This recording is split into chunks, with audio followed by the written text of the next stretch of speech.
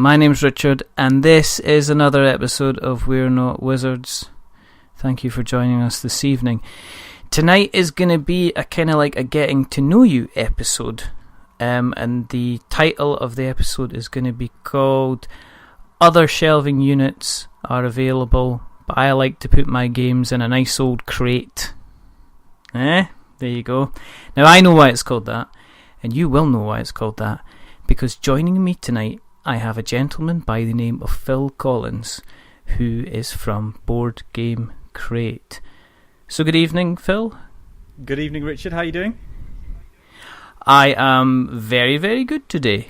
I've Excellent. had it's been a lovely bank holiday.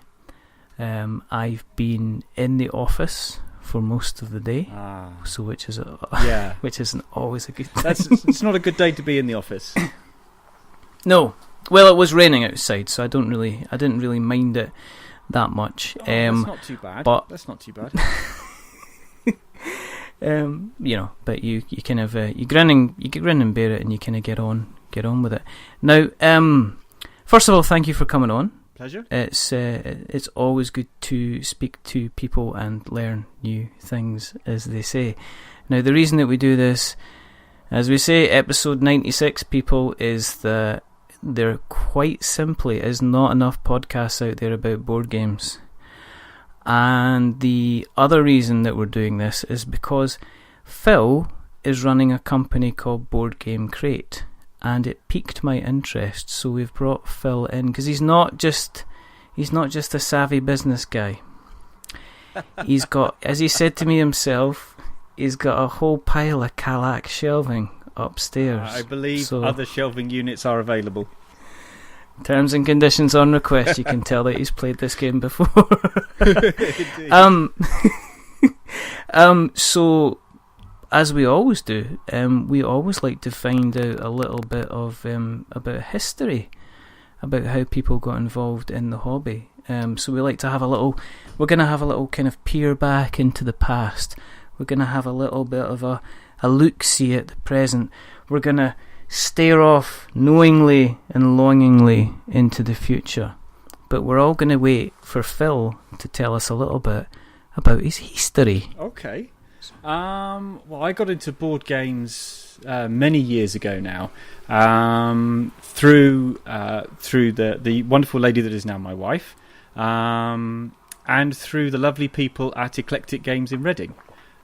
Previously, up until that point, I'd been a Magic the Gathering player, and in fact myself and my wife ran a subscription service before Board Game Crate called Boosters by Post, where we did Magic the Gathering cards, booster packs, and Pokemon playing card packs, and we sent them out by subscription. And it was after we had really got into board games and had really started visiting Eclectic almost weekly. That really hurt the bank balance, because we would always walk out with at least 3 games. That we thought, it's not a cheap thing, is it? It's not a cheap hobby, no, certainly not. We decided that Magic the Gathering had really changed quite a lot. So Wizards of the Coast had dropped the base packs. They'd gone to a revolving 3-monthly expansion set, and it had become too much of a chore and less of something that we enjoyed. So we'd really got into board games by that point, and we thought, well, okay, board games is something that works. Everybody enjoys it. We kind of needed to tell everybody that board games weren't just limited to Monopoly and Scrabble and Ludo and what have you, and that there were some fantastic games out there that people could really enjoy. And that's basically how we got started. We had a bit of business knowledge in our previous experience. We really loved board games, and we thought that there was a gap in the market. Okay. What are you... it's good to hear that you managed to get over the debacle that is Magic the Gathering. It's good to see that more people are realising how awful that game is.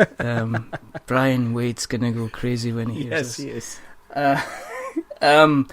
But I mean, what kind of games have you got in your collection? What have you been playing? Kind of quite well. What was the kind of the first game you mentioned? Obviously, it's your wife that introduced you to the hobby. So what was the kind of the first games? What was the first game that you kind of looked at each other's eyes and you said you've got something in your eye, and she said it's you? And looking into each other's eyes over a board game is not a good idea unless you're playing something like Castle Panic or something like the Captain Must Die.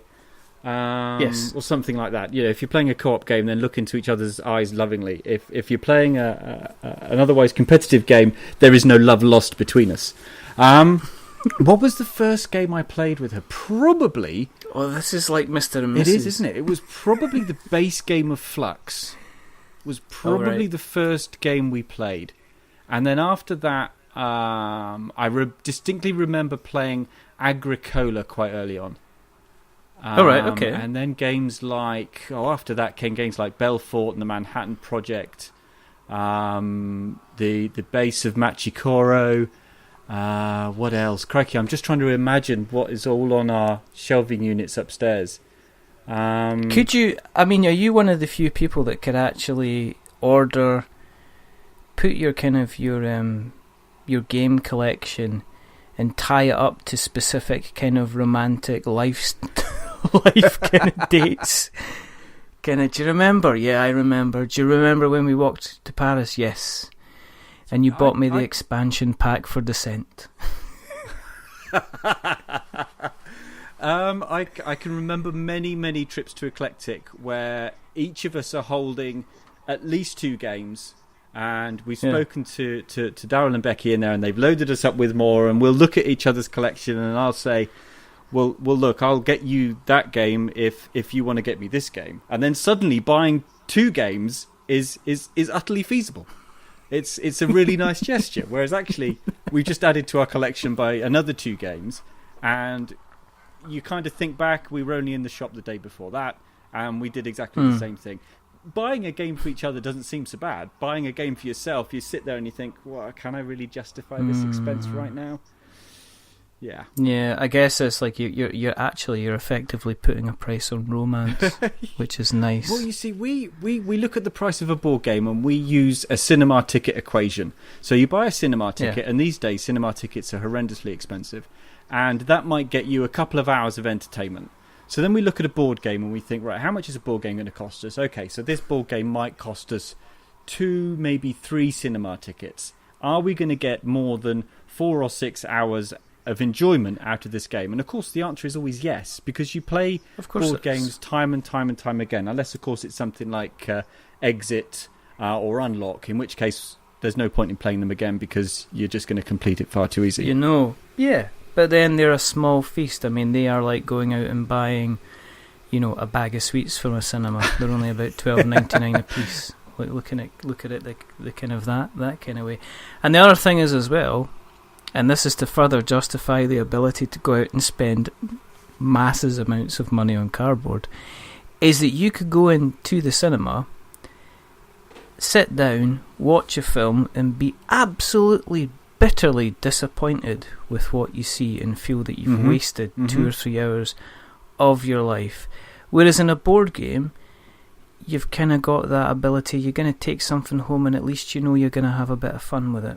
Absolutely. Because you've got a bit of an idea. Unless you're buying Magic, unless you buy peeksy as to whether or not it's going to be right or not. Okay, here we go. As you, married men, not to each other, obviously, because we've just kind of met. Yeah. Is there kind of games that you would recommend a married couple should maybe sit down and have a good kind of muck about over the kitchen table with? Oh, absolutely. So here's a story. We had 2 weddings this weekend that we went to, and for both the couples, we need to send them on. But for both the couples, we've actually picked up copies of Patchwork. That is a game that my wife and I absolutely adore. We will play Patchwork over and over and over again because it's so amazingly simple on the first play. Yet suddenly, for the second play onwards, it becomes so ultimately strategic. You're thinking 3 or 4 games ahead of when that particular piece is going to come round to be in front of you for you to pick from. You're planning when you're going to get that 0-button T piece that you can automatically slot in. It is so outrageously simple to begin with, but once you're bitten by that bug, you are thinking about it night and day on how you can better place those tiles into your quilt. Patchwork, definitely. Flux is another. Isle of Trains, that is a fantastically, again, like Patchwork, it's a fantastically simple game to start playing, but once you get more and more into it, you realise that the cost benefit of picking up that particular wagon, which is going to allow the people or the person you're playing with to then put cargo in that, and what benefit are they going to get from that, and how is that going to advance their game against how is that going to advance your game. And suddenly you start off with a very simple premise that then introduces you to the much more strategic elements of those particular games. It's making people aware that board games can have a kind of a depth to them that they've maybe not been aware of.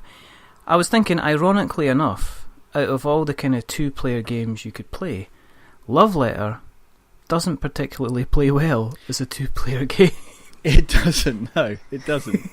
You kind of need a bit of a backstabbiness. You do. And otherwise, it's just you're just kind of trading blows like somebody trades kind of vicious memories about the time other people did something wrong. For instance, yep. I'm not appropriating blame here, but it wasn't me, definitely not. But then, I mean, at the moment, is there any games that you are, you're playing at the moment that you've kind of grabbed and love a lot, that just the two you play, or that you're playing like a group or anything like that at all? So I'm just looking at our massive pile of games that is next to the table down here, and I guess the one that we keep going back to at the moment is The Captain is Dead, because that is a vicious game for 2 players. It is an almost unbeatable game. It's got us time and time again, and we haven't yet found that winning strategy yet. So that is something that we keep picking back up again, and we keep saying, let's have another go. Let's see if we can find the winning strategy this time around. I'm pretty certain, actually, we just need more people at the table in order to beat it. But that's one we keep going back to at the moment. The Captain is Dead is. Let's talk about it for a bit, because I have The Captain is Dead somewhere. I have played it on a few occasions now. It seems to keep turning up in the most unlikeliest of places as well. But the idea behind the game is, it is basically, they pitch it, it's like the last 10 minutes of your favourite sci-fi show, where everybody is in a spot of bother, and the point is that the captain is actually dead. And you need to, remind me, you basically need to fix the hyperdrive. Yep, you need to fix the hyperdrive whilst making sure that all the other ship systems, like shields, tactical, communications, that they all keep going and keep your ship together, because as soon as you lose something like shields, for example, you might as well give up, because in order for you to then start repairing that, you need to move the particular people you are commanding into those areas in order to fix them.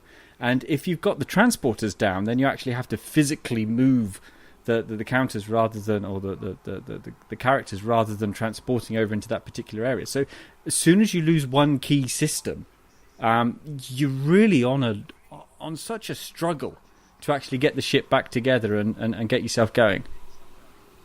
It's kind of like if Pandemic woke up in the morning and it had just a really, really bad day, where it kind of went and got itself a coffee, realised it ran out of milk, tried to get a slice of toast, realised it ran out of butter, went outside and, tried to empty the bin and then stood in a slug without any slippers on. It's kind of like that, because it's deliciously vicious at every point in the way, because you get like, you'll turn over a card and then it will say something like, you've got potentially, this has just failed, or everything has failed with this, or you're losing time, or it's just one bit of kind of issue, one problem kind of mounting up kind of time after time. And I don't know how you found it, if like kind of tension wise.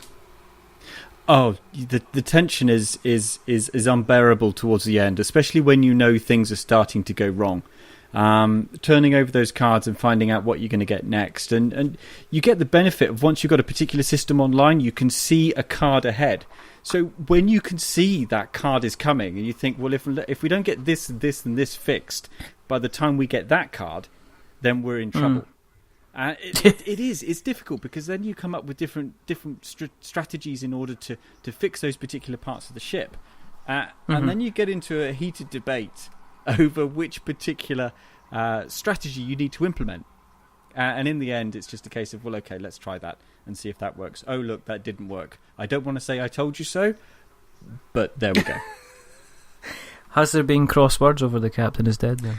There has been one slight crossword, in that I am adamant that the only way we are going to beat this game is if we have other people round the table. In order to help us and give us other people within the ship that can then go and do stuff. Whereas the view from the good lady wife is that no, actually we can do this together, and I admire that in some way. Yeah. I kind of feel like every time we pick the game up, we're on a lost cause. But I mean, where did you hear about it first of all? Was it Kickstarter? It was eclectic again. It was eclectic. We had I hadn't heard of The Captain is Dead before. I had gone in and had started talking to Daryl at Eclectic, and I must say other board game stores are available, terms and conditions on request. Apparently it feels nothing is as friendly and nice as Daryl at Eclectic. You are so right. You are so right. But yeah, no, he showed us The Captain is Dead, and we thought, well, this ticks so many of our boxes. How have we not heard of this game before? My wife and I are avid binge watchers of various sci-fi, and we're currently going through the original series of Star Trek. And I love how Star Trek, doesn't matter how difficult the scenario is in the beginning 40 minutes, at the end, in those last few minutes, they always manage a joke at someone's expense. You know, the world might have been about to be destroyed. He might have about to have lost the entirety of the Enterprise or stranded on some planet. They always manage a joke at the end. With The Captain is Dead, we have not yet got the joke. And there's no... Yeah. It's not happening. It's just, you know, they've left the jokes to Spock. Oh dear. They've turned to him and they've went, tell us a joke, Spock. You know, and that's as bad as my William Shatner attempt at an impression goes. The artwork in it is stunning. It's kind of like, reminds me, I don't even know, it's like solid colours. It's very, very, there's a word for it that's on the tip of my tongue. It's kind of like, I don't know, 1920s kind of thing. Yeah. Just the style of it. It's very, very solid in how it's drawn, and it's kind of like, it's kind of almost, you could almost argue there's, the palette in it is it's strange. Mm-hmm. It's kind of like, if you ever looked at kind of like any kind of 1920s, 1930s kind of poster art, anything that would ever been kind of seen as sci-fi, that's how you're kind of looking at. There's almost hints of it's side-on kind of Picasso in some ways, but that's me turning into kind of like an art critic. But the thing is, once you see this game, you will remember the game in terms of how it looks and how it kind of feels and stuff like that. So it's lovely. I think there's two different flavours. There's one that was originally through the Game Crafter, which you could buy, and then there's also one which is AEG as well. Yeah, that's the one we've got. To remember. Yeah, and it's kind of like a beautiful kind of sunset yellow kind of top to the box. Yep. And it looks like everything is actually going to hell. Yes, absolutely. Is there anything else that you've been playing as well at the moment that you're kind of enjoying? We've been playing quite a bit of Potion Explosion. Oh yeah, okay. I love a game where the cardboard that you need to pop actually assembles something. So if you think like Camelot, for example, you're assembling the pyramid. When you pop out of the cardboard, with Potion Explosion, you are assembling the tray in which all the marbles that make up the ingredients for the potions will sit. And I love games that have that element in them, because you're adding an extra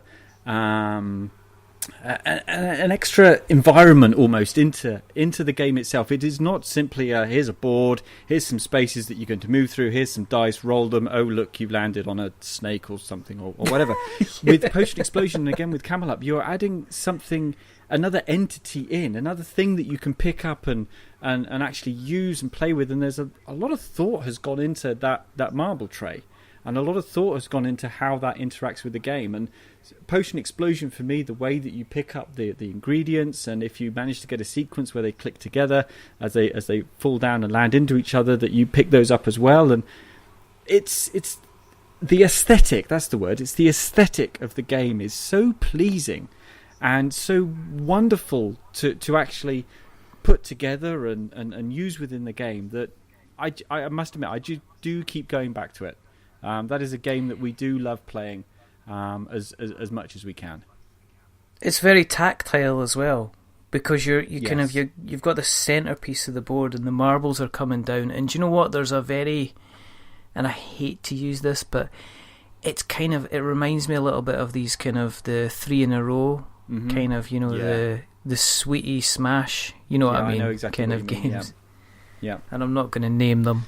No, I'm not. No, there's lots of them where you get 3 in a row and yeah, and it comes down. You collect. You kind of these marbles are coming down a little tray, and you collect them, and then you use them to go towards kind of spells.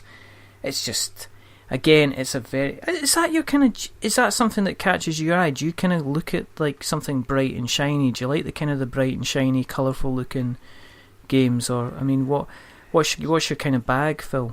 Yeah, I guess so. I mean, if I'm imagining myself stood in a game shop and I'm looking at the games on the shelves, then yeah, if there's something bright and something vivid, then a lot of thought has gone into something like that. So thinking of like the box art for Machikoro, for example, the box art that is beautiful.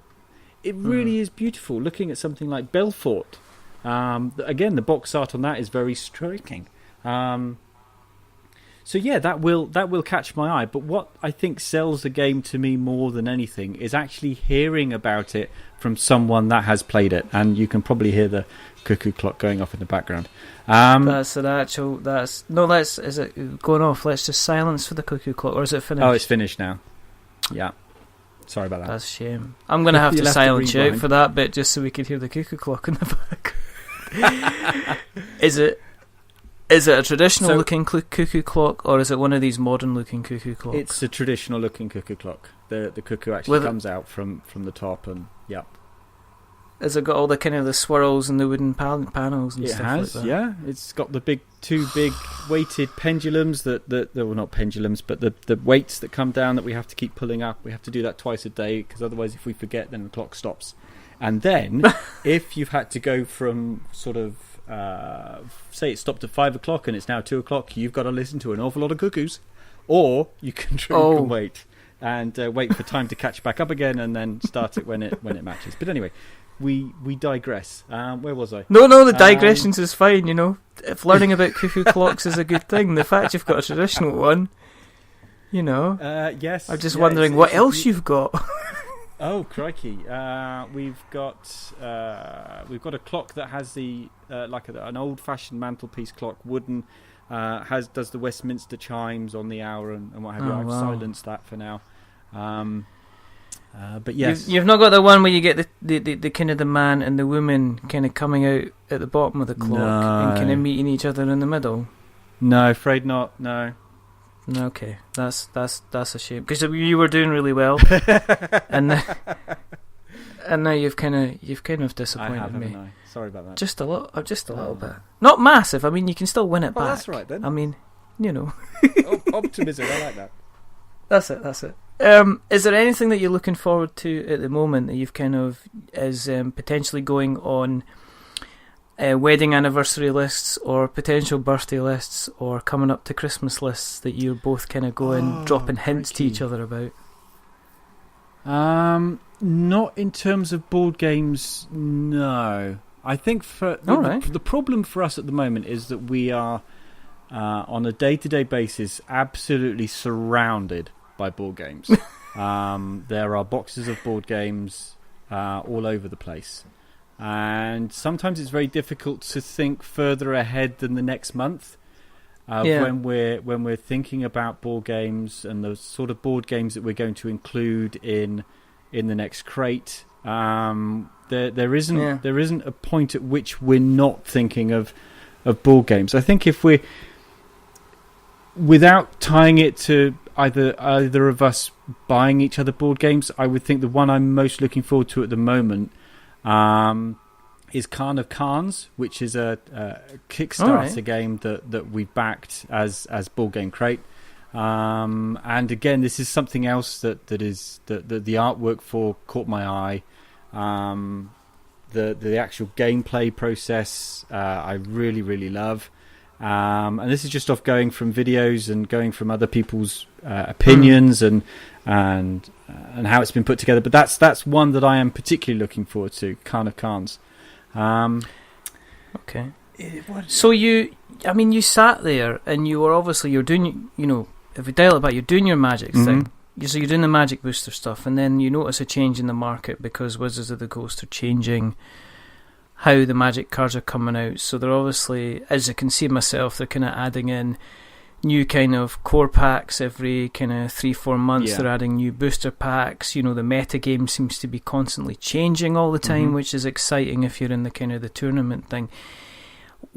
When you had the discussion about, changing from doing the booster stuff to going to board games, what did you spend a lot of time kind of planning it? Because I guess, let's talk about the premise. Let's, jumping into Board Game Crate, the premise behind it is, and over to you. Okay, so the premise is basically there are lots of subscription services available, and this is one that is uniquely poised at board games and board games that you and everybody enjoys playing.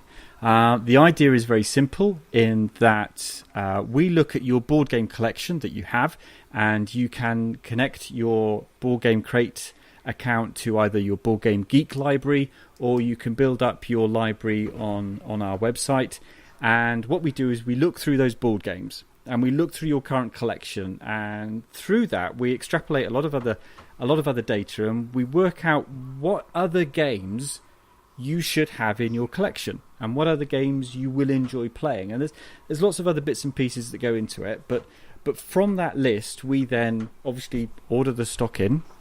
We package them up, put them into boxes and send them out.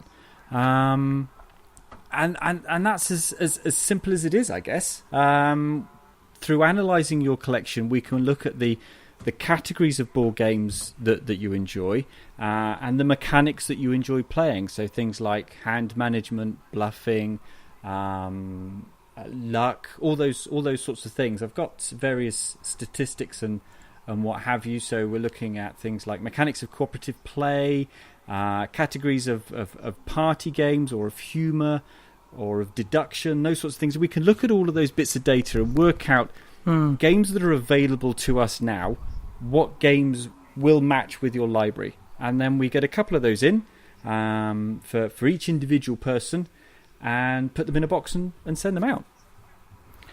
Is it I take it is this a volume thing? Do you have to have agreements with distributors and stuff like that in place?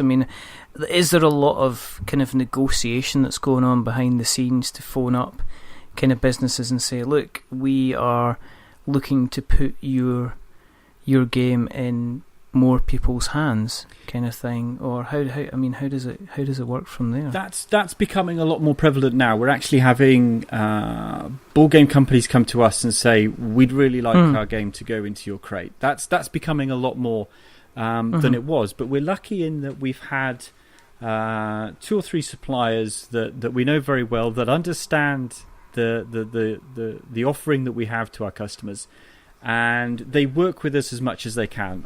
Obviously, there are times where we might phone up and we might say, right, I need 6 copies of this game, and they'll say, you know what, we've just sold one particular box of that, and I can only offer you 5 now. And so we'll say, okay, well, hang on, let me put that back into the system. Right, we've got a maximum quantity of 5 for that particular game. And the system will then go away and think, okay, well, if I've got one less of that, what other game will this particular, what other game will this customer like? Okay, right, I can see you've got that game in stock. So, okay, let's have one of those and let's have 5 of those. And okay, those are much smaller numbers, but that's basically how it works. The system that we have developed and designed will tell us what games it thinks we should buy, and we will look at that list, and we might do a little bit of fiddling and tidying up, but then it's over to our suppliers and we say, right, this is what we would like to order this month. And so far our suppliers have been great. I mean, sometimes it can, on a particular month, it can take us up to an hour to secure the right number of stock, to secure the delivery timescales that we will need, to get all of that down here. So we're lucky in that the suppliers understand our business model. We're not a bricks and mortar store that might phone up and say, right, I need to put 6 of these on a shelf. Where we're the sort of company that will phone up and say, right, I need 24 copies of this particular game because my software has told me that 24 of my customers are going to enjoy this game. So who designed the software then? Because this is intriguing. That myself and my wife, yeah. So we started looking at the idea of the board game crate in June last year. And the first thing we said was, look, this is a great idea, but this is very different from Magic the Gathering, because with Magic the Gathering, you get booster boxes, the latest set. You put them in an envelope, in a nice padded little envelope, and you send them off. And hey presto, we're done. We look forward to the next month. With board games, it's very different, because once you've got one of a game, you don't want another one. You don't want 2 copies of Ticket to Ride, and believe you me, we've been there.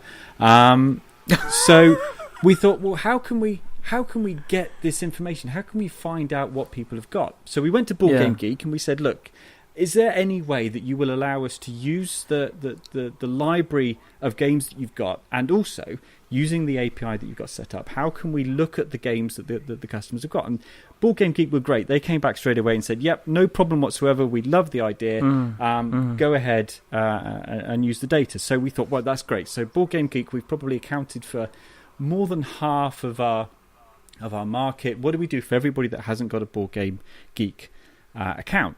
And we thought, well, okay, well, we know the board games that our customers have got, because we're pulling that data down. We can pull that data down off of Board Game Geek. So let's make them a really easy way on the website where they can just add the games in that they've got. And let's make it quick, because if someone's got 200 games, they're not going to want to sit there and type in 200 games, click add, move on to the next one. So we built in some autocomplete stuff that recognizes the name of the game they're typing in and allows them to build that up.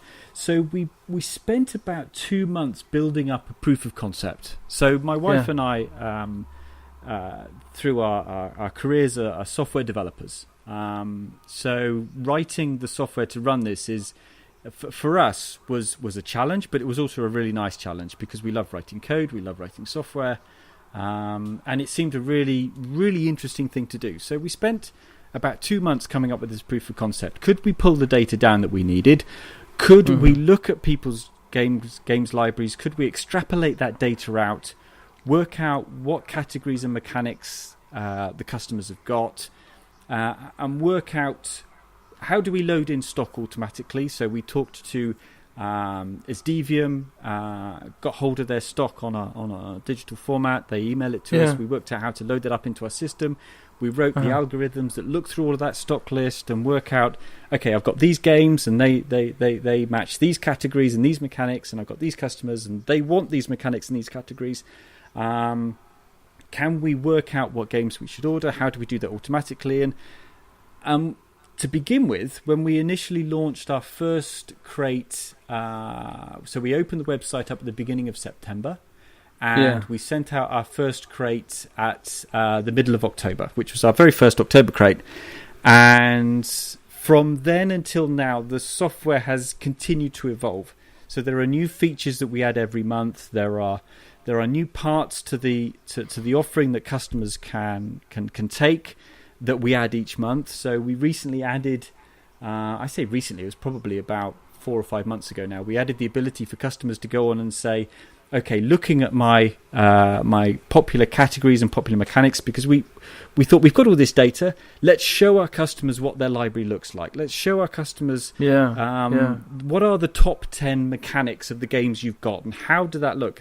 If you look at mine, for example, a good 30% of my games are all down to hand management. And I looked at that and I thought, well, okay, that's interesting. So what we do is we show this to our customers and we allow them the opportunity to say, okay, I only want games that fit in with my top 5 categories or my top 5 mechanics or my top 10. Or I want games that just fit in with any category or mechanic I've got. Or actually, you know what, surprise me completely. I want a game that does not match anything I've got. Yeah. So we added that for categories and we added that for mechanics. And then we added in the ability to say, okay, I want games that work with a minimum of 2 people. Or I want games that work with a minimum of 3 people. Because I'm much more inviting people around to play games. Or I want to sit down with my partner and play a game over an evening. So I want a game that is going to work for 2 people and isn't going to be like Alhambra, where you have to involve Dirk. Is there anybody on this planet who actually enjoys playing a game of Alhambra with Dirk at the table? I have not found anybody yet. Dirk is a lovely person. We love Dirk. Dirk goes under a few other names when we play Alhambra, when it's just the 2 of us. But anyway, I digress. The beauty for us of being software developers is that we can continuously add to this. And one of the things we've just added is the ability for our customers to go in and look at the Kickstarters that we have backed as Board Game Crate.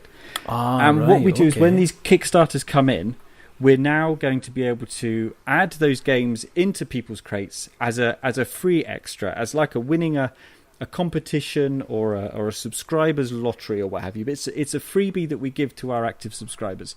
And we've just added up a copy of Bears vs. Babies and 2 copies of Leaders of Euphoria. So all of the Kickstarters that we're backing them if we can at a retailer level, and we're getting those extra copies in, and we're going to send them out free of charge. Because you know what? Being a board gamer myself, there is no better feeling than getting a brand new board game. Getting a new board game that is I'm going to enjoy playing.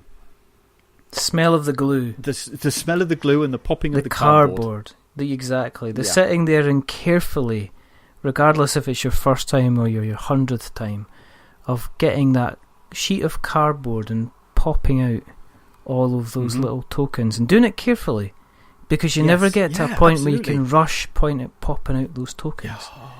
There's nothing worse than popping a token out and hearing the slight rip as it takes just even half a millimetre off the back, and it becomes unglued. Yeah. And then the little rain cloud comes over your head, and you're just like, that, I've just ruined. It doesn't matter if everything else is fine. You just ruined an entire game. Yep. Been there. I've just it's heartbreaking. Let's be honest, and there'll be people listening to this now that will have stopped their cars, pulled into the lay-by, and they're now having a flashback and maybe crying. It could be when they removed their tokens on Netrunner. It could be when they were going through Cry. It could be when they were going through Cry Havoc. You know, it could be any of those points that they've just ripped it that little bit too far. Yep. Just give them a moment. Or I tell you what, being too forceful when you're putting the camel up pyramid or the potion explosion tray together a little bit too forcefully, and you bend one of the bits of cardboard and you think, just ruin the whole thing. Yep. Do you one of the things I've noticed in the crate is it's very streamlined. There's not an ounce of fat. And what I mean by this is there seems to be, there is subscription services available, and you get a box. Now I'm not talking necessarily related to board games, but there's like, I've seen video game ones, I've seen ones for various different subjects going out, and they seem to have a box of stuff that you could quite easily get it and then tip it into the bin straight away. It's kind of like Joy stuff. It's stuff for the sake of getting stuff. Yep. Is it part of your kind of I guess, your MO to make sure that you kind of keep the boxes as lean as possible, which is like, it's here, have a game, here, have a potentially smaller game, here, have a little set of dice or a meeple or, you know, some little bag of sweets. Is that something that you are kind of wanting to stick to? Are you trying to keep the kind of the tat as far away from the crate as much as possible? Oh, absolutely. When we started putting together crates or mystery boxes, and we did a mystery box for a while and within Boosters by Post, and we found that when you research other subscription boxes, there is tat. There is stuff that you would imagine would be in the clearance bin at the end of the aisle in if you think of America, in something like Best Buy or Target or something like that. It's just the kind of stuff that the retailers want to get rid of as cheaply as possible. And yeah, I think one of the things that was very key for us was that we never ever entered into that arena whatsoever. We had one problem with our January crate where we saw a brand new supplier come on board with 2 brand new games, and we thought, wow, you know what, this is amazing. This fits in with almost every single category and every single mechanic that we've got. This is great. You know what, we can get all of these in, and we can introduce everybody to these brand new games. And then the games came in, and we thought, well, we've kind of got to send these out now because it's too late for us to order anything in, and that didn't work so well for us. So we learnt from that. We instigated some new rules, so we won't look at games that have a Board Game Geek rating of less than 6. We won't look at anything that doesn't have reviews. We try and make sure that every single crate has an award-winning game in it. So if you look at Board Game Geek, you can look at the awards that the games have got, be that Spiel des Jahres or any of the other awards that are available, Board Game Geek Golden Game, for example, that sort of thing. But we're really keen to make sure that we don't fill it with tat, that people aren't picking things out and thinking, what am I going to use that for? Or well, that's great. Actually, what we're interested in are the games in the box. And yes, we've included custom painted meeples, and we've since started including some Chessex dice. And there are plans on what we're going to include as well as Chessex, and mix it up so that people don't end up with 40,000 meeples or 60,000 different dice, because once you've got enough dice, you've got enough dice. It's what can we add in that actually aid that board game experience? What can we put into the crate that when people pick it up, they think, well, you know what, I'm going to use that tonight because I'm playing X game or Y game. I'm going to use that. Not putting tat in for us is almost like a mission statement. The games and the products that we put into the crate are things that we ourselves would want to receive. And being board gamers ourselves, that's really easy. So what can you expect in a crate? What do you get coming through? What do you get in the crate itself? So in the crate itself, you'll always get at least one big box game. So if I think about the games that we included in actually, can I talk about? Okay. So looking at our August crates, we are putting out combinations of Tokaido and Brewcrafters, Formula D and Aquarius, Sheriff of Nottingham and Port Royal, Smash Up and Zany Penguins, and Magic Maze and Fleet. So it's not just one game. You're not just like saying, okay, you're not just going to say, well, we actually will do different games, and then it's a case of, well, it sounds like you have, these are all various different styles of games, from your bluffing stuff with your Sheriff in Nottingham to your, you say Tokaido as well? Tokaido and Brewcrafters, that's a combination.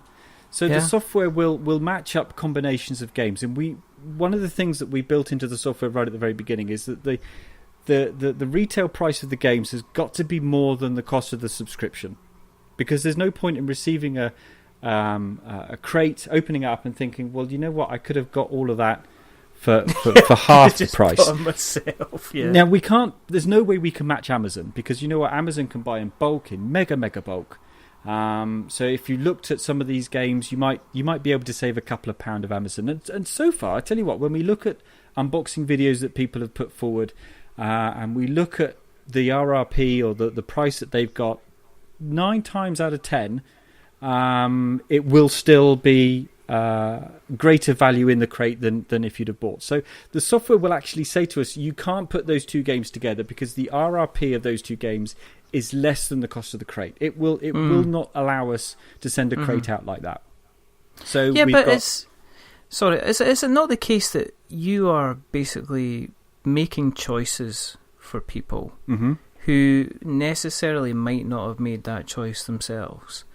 That even I know you're saying you're doing the formula and everything like that. So you might say, okay, you will, you mentioned Formula D, which is a kind of a risk and reward type game. But there will be people out there that will, for whatever reason, will not pick that, even though it's potentially right up their alley. So you're kind of almost putting new experiences into kind of people's hands who maybe wouldn't have necessarily made that decision kind of like in the first place. Yeah, no, absolutely. If I take an example, the Smash Up and Zany Penguins combination that we sent out, we had one customer that videoed their unboxing, and they looked at Smash Up and they thought, oh, well, I'm quite disappointed by that because I've played Smash Up before with my friends and I really didn't enjoy it. Zany Penguins, yeah, I picked that up. I really like the look of that. I really, really fancy that. So I'm really glad I've got that. But you know what? Smash Up, I'm not so happy with.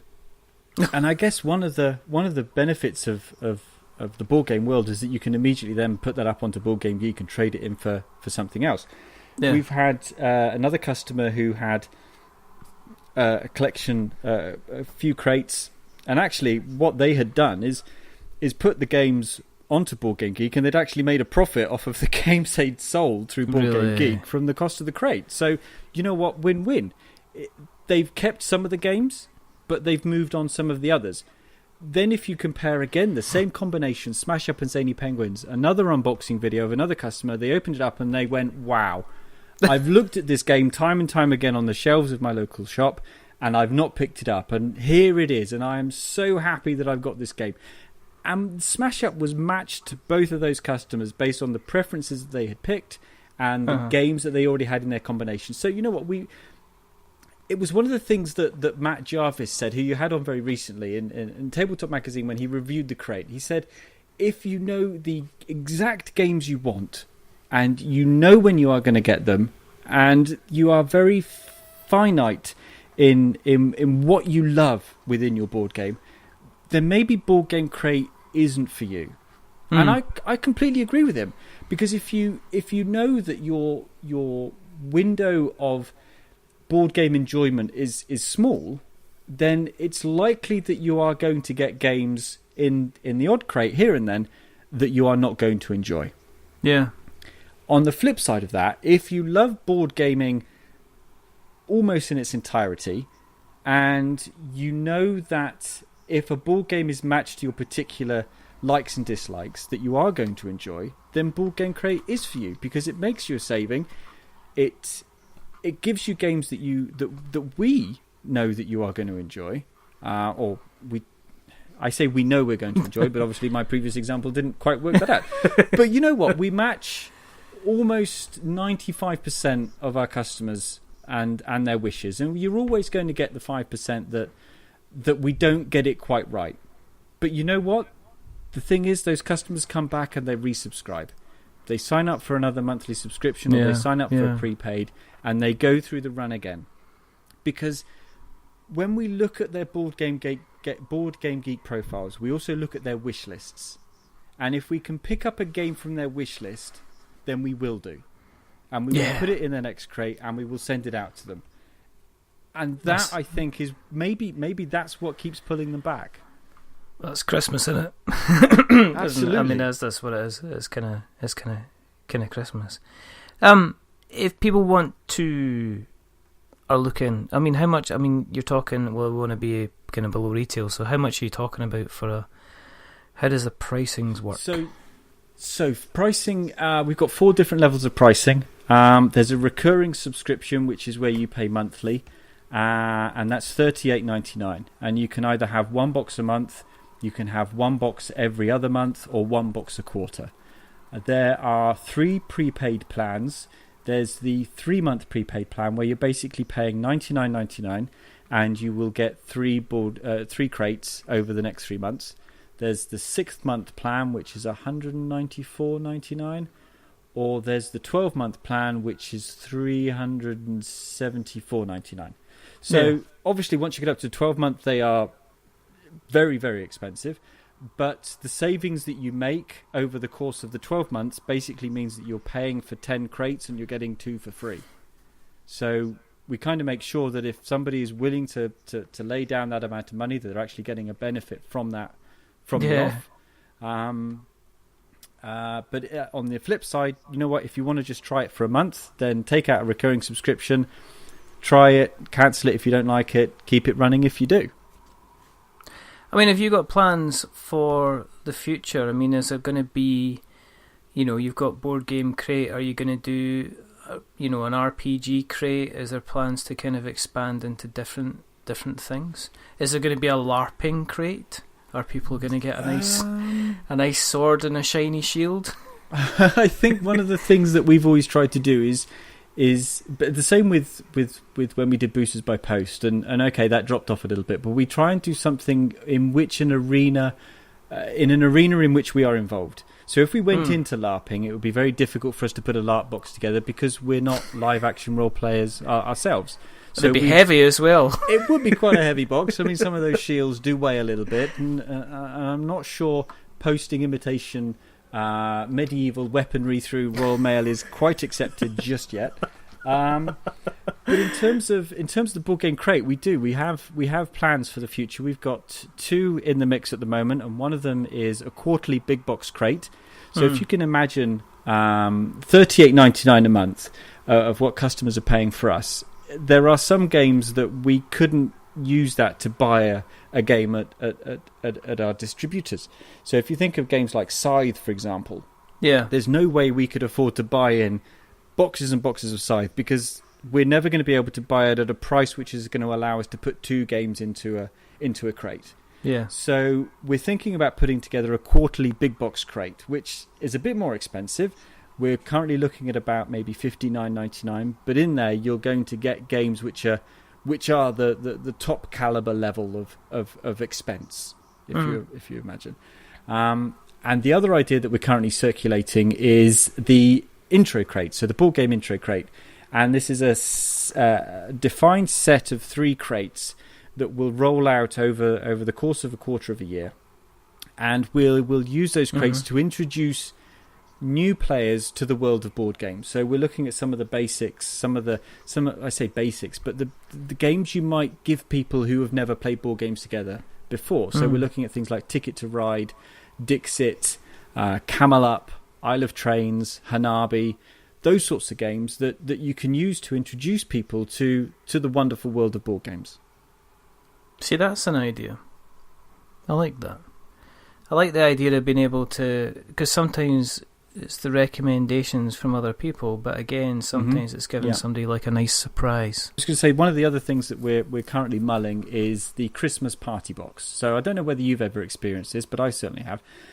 When you're invited round to friends or family for a Christmas celebration or a party of some description, they always say, well, you're into board games, why don't you bring some round that the whole family can play?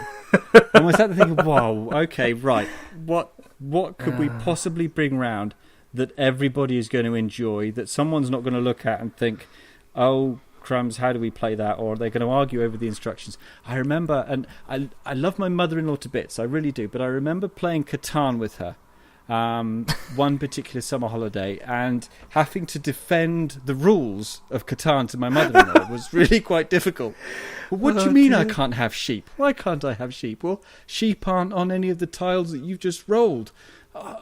So going back to the whole idea of a Christmas party box, and we're thinking games like Spyfall, for example, which is a great game to play around other people with for Christmas. Things like Time's Up, Raise Your Goblets, that's a great fun game. Codenames. Yes, Codenames, absolutely. Although again, sometimes explaining the rules of what you can and can't say when you're trying to get people to guess your words. It's a banana. No, it's it's there. Look, there's a banana there. No, you're meant to say fruit. No, but that's a banana. Banana's technically a herb. All right then. All right. Yes. Yeah, absolutely. So games like that if somebody said to you, well, you're into board games, you can bring some games around for Christmas, you can say, right, you know what, I've got a box here, let's take those round. So it sounds like you got kind of exciting plans for the future. Yeah. I mean, there's lots... Yeah. There's lots of other stuff that we've got planned for the software as well. So the ability for people to say, these are categories of mechanics that I don't like. So one customer who received Sheriff of Nottingham this month actually emailed us in and said, yeah, it looks like a great game, but you know what? I can't stand bluffing games. Why is there any way I can say I don't want any games that include bluffing? Because we match them on other categories of Sheriff of Nottingham. So we matched them on categories of mechanics that fit within that game, but there was one particular one that just didn't like that particular aspect. So we're always thinking of new ways to improve the customization options that customers have as well. So adding in categories and mechanics that you wouldn't want in a game is another avenue. Obviously, we can't go down to exact specifics because then it becomes too much of a, well, this is the only game that's going to fit into your collection, into your customization preferences that you put together. So we can't go too far down that road, but we can allow people to almost give it an element of personal shopper. Yeah, but I also think that the type of people that would get involved in this, they're kind of going to be open-minded. They're not going to be that specific, because if they wanted to be that specific, then they would go to an online retail outlet or a retail outlet or Eclectic Games, because they sound lovely, and buy it from them directly. You know, I think it's you'll have a certain type of customer that likes the fun of getting something every month that they're not aware that it kind of is. Yeah, you know, absolutely. Which is always kind of cool. I want to paint a picture of another future for you, Phil. Mm-hmm. The future of the zombie apocalypse. Oh, okay. Yeah. Now, this is a game that it's become an actual regular feature now. You are you're in the zombie apocalypse. Yep. You're running down the road, desperately seeking for shelter. Okay. You happen upon a glass door which has a wonderful sign above it saying "Board Games for Everyone." You run into the shop and you enter into an emporium, the likes of which you have never seen. Shelf upon shelf is full of board games. Mm-hmm. Of every type of game possible, of every expansion. There is a well-defended but very movable trolley in the middle of the foyer, which you can quite easily take with you.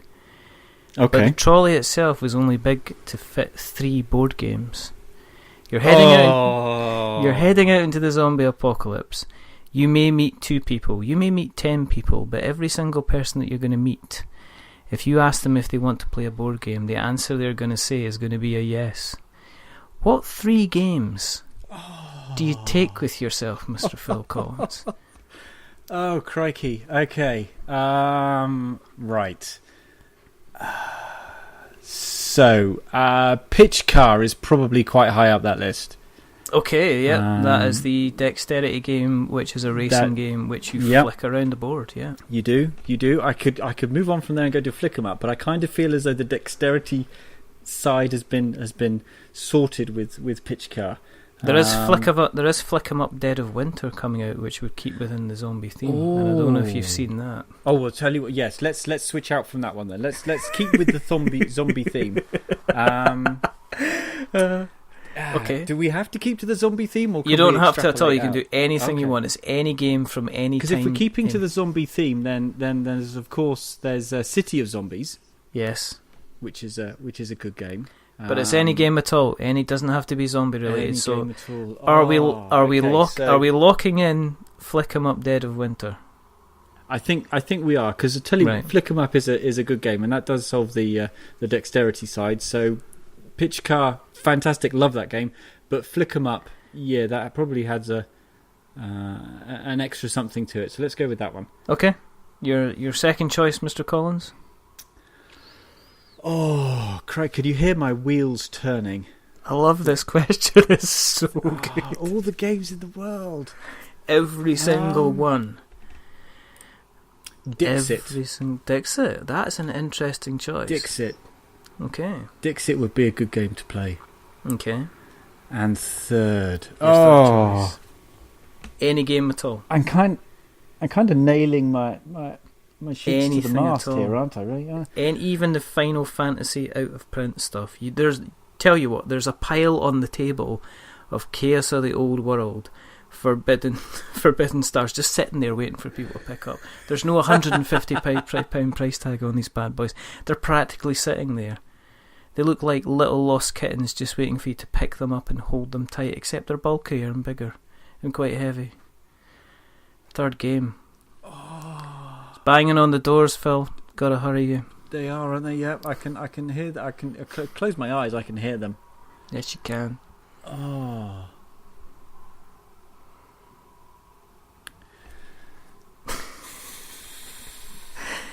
It's kind of like the end of the world. Analysis paralysis is settling in, like you're playing something like Star Realms or something like that. This is a terrible question for a podcast, unless you edit out all the silence. No, the tension is, The tension is it's, palpable. it's Rocky Horror Picture Show in its time. See, the thing is, I can just imagine my wife now sitting across from me, and she's shaking her hands at me, going, screaming at you just now. She's actually screaming. This is Mr. and Mrs. And you are in.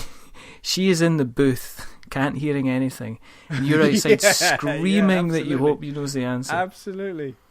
Oh my goodness. See, the thing is, I'm gonna give you a third game, right? And then as soon as I go upstairs and go and speak to her, I'm immediately going to think, oh, why didn't I say that?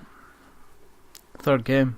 Oh. One of the side windows is broken. There's arms with grey rotten flesh flailing about madly. Oh my goodness me. They've just picked up a copy of Whitechapel and tried to eat the brains. Oh no. Come on, Phil.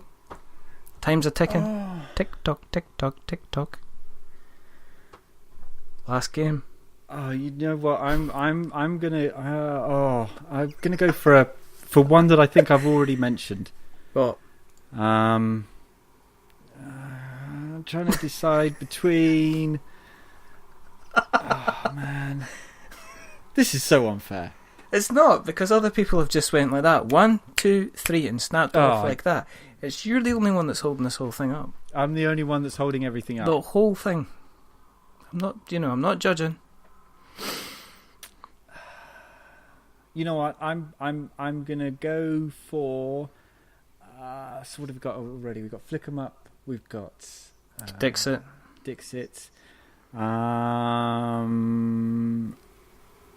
Oh, blimey, if you don't O'Reilly. decide soon, it's Monopoly. It's not going to be Monopoly. Oh, crikey. I'm tempted to say something like Ticket to Ride, or maybe Power Grid. Power Grid's fine. Power Grid's good. It's mathematical. It'll keep your mind working. Yeah. Power Grid. Planning for an escape from the zombie horde whilst they ravage the board game shop.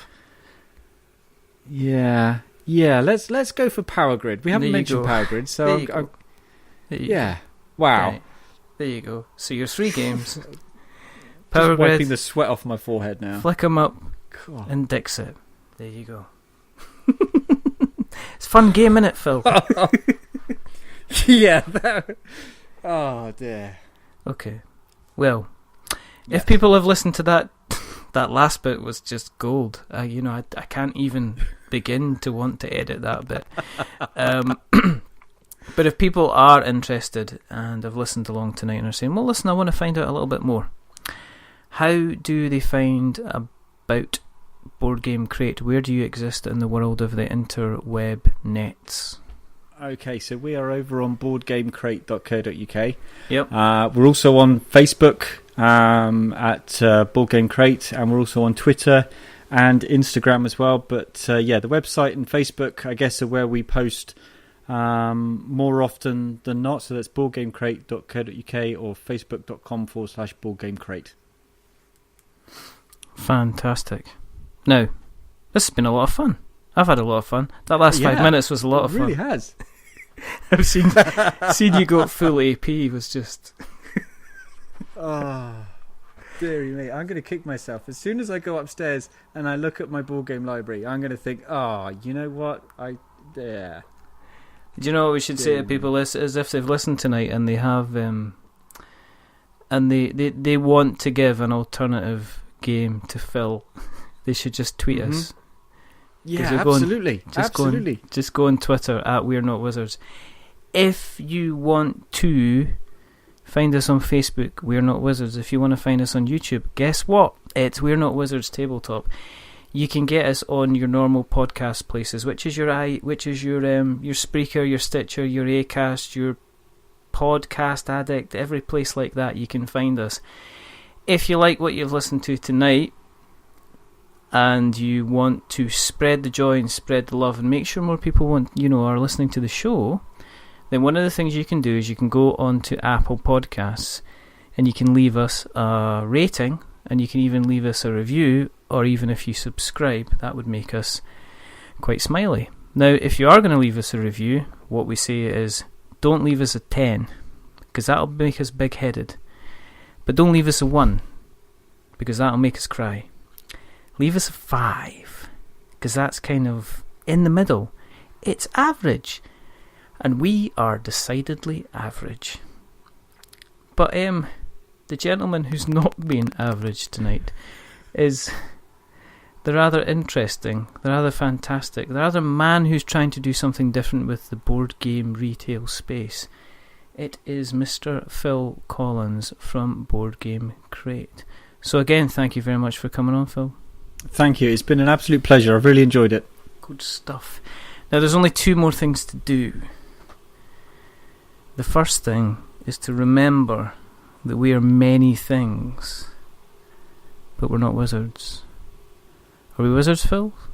I try not to be on most weekends, yeah. And that's why you ditched that magic nonsense, and all power to you. And the second thing to do, and Brian's going to be seething, and the second thing to do is to say goodbye. So, as I say, it's goodbye from the rather wonderful Mr. Phil Collins. Say goodbye, Phil. Goodbye, Phil. I'm not telling you, going to let you decide how you say goodbye, because we'd be here for another 10 minutes. And